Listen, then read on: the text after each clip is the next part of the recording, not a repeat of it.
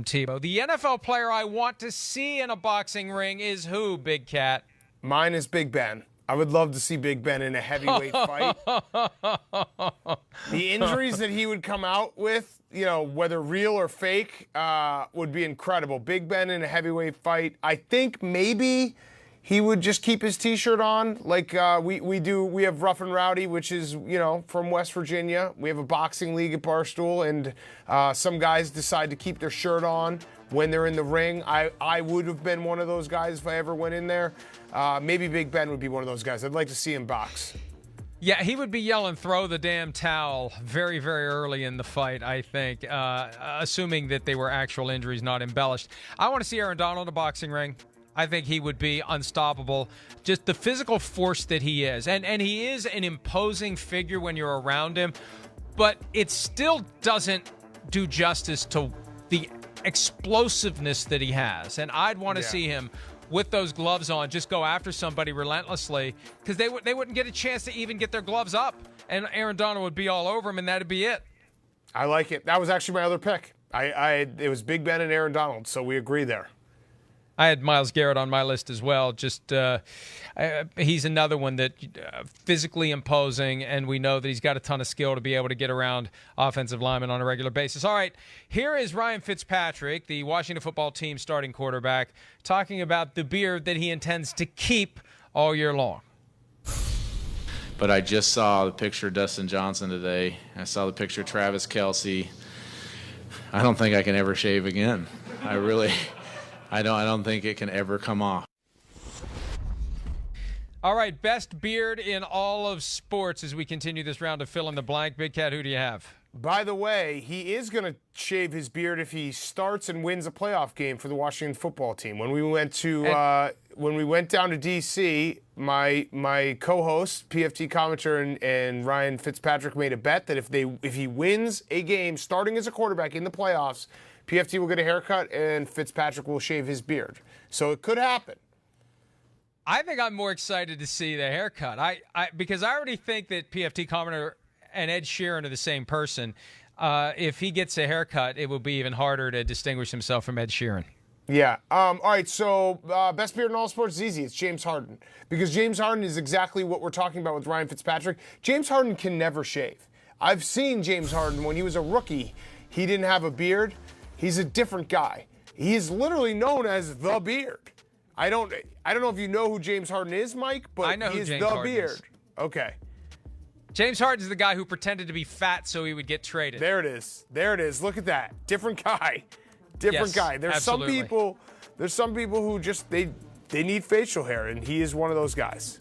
Hey, my son has had a beard since he was 15. I think he shaved it off one time, and it was like, who is this person that broke into my house? So sometimes the beard just becomes part of who you are.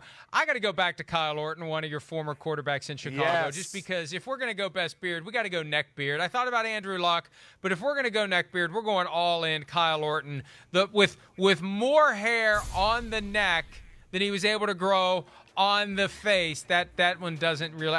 There's some pictures that are floating around out there where the beard is copious on the neck. I love it. Kyle Orton, what a legend.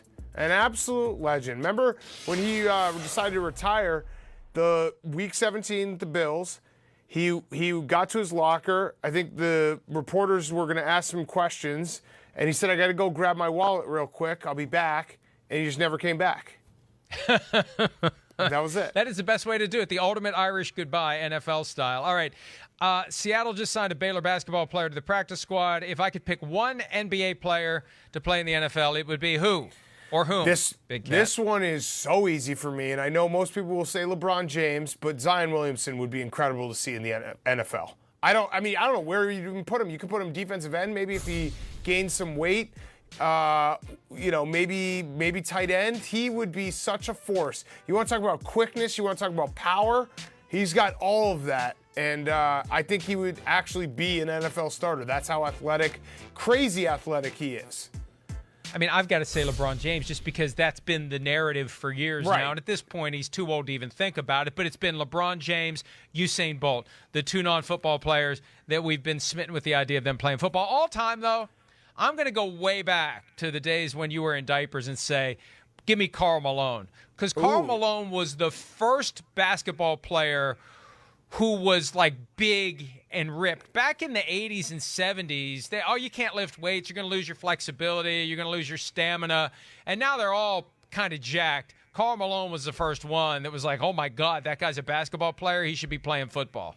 Charles Barkley then would be on my list. And then how about Allen Iverson? Allen Iverson was a good high school great quarterback. Football quarterback. Great quarterback. Yeah. Yes. He would be a lot of fun to watch. All right, the story of Bishop Sycamore High School has dominated the news this week. The most bizarre sports story of my lifetime is what, Big Cat? So there's a lot to pick from, obviously. I was thinking like the Manti Te'o story was obviously weird. The Malice in Palace was more like crazy than weird. Tonya Harding, Nancy Kerrigan is definitely up there. But I think number one for me is that Mike Tyson bit another man's ear off. And I still can't believe it to this day. Literally bit Evander Holyfield's ear, took a chunk of ear off. It's crazy. It is absolutely crazy that happened. I don't know if we'll ever get something quite like that ever again. And you know, that's a great one because it dominated the discussion for weeks afterward. The same thing with Tonya Harding and Nancy Kerrigan, although it didn't really happen in competition. This did. So, yes, and the Kerrigan-Harding thing, it went on for weeks and weeks and weeks too, but it wasn't in an event. This was in an event. That's a good one. I'm going to go way back. This was before you were even born. And you may not even be familiar with the story of Rosie Ruiz. Maybe you are. I don't know. Now that you have 2 kids, you can't process all these things. How about the best way to win a marathon is to just not run the whole marathon. Boston Marathon, 1980. She just jumps in. She jumps in, and nobody noticed. And she won. That's right. I forgot. That was awesome. What did did she get in a cab, or did I make that part up? Maybe I'm thinking of a Seinfeld episode. I vaguely know Jean Paul you're thinking of. But yeah, she just jumped in and finished the race. And I don't know when they figured it out. This was 1980, the days before cell phones and digital cameras. I don't know how they figured it out, but she That's at least incredible. for a short period of time, won the Boston Marathon. You know what? Let's go ahead and take a break. That feeling that she had when she won, that never goes away. You have that forever. That's true. That's true. They can and you know what? What's sad about it is the person who did rightfully win never got to have that moment. Hi, I'm Mike Tirico, and thanks for watching. Make sure to hit subscribe for the latest news and highlights from NBC Sports.